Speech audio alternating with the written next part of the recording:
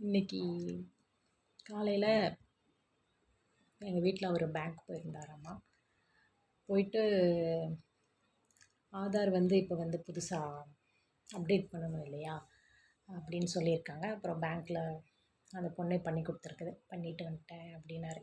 இன்னும் என்னது பண்ணல, அதனால்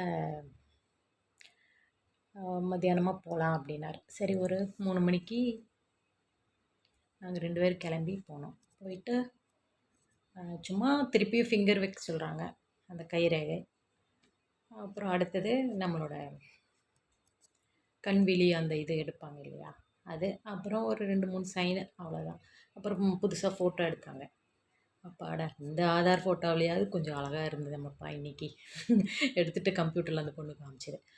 இதே சித்த பார்க்குற மாதிரி இருந்துச்சு. பழைய ஆதாரில் சொல்லவே வேண்டாம். அப்படியே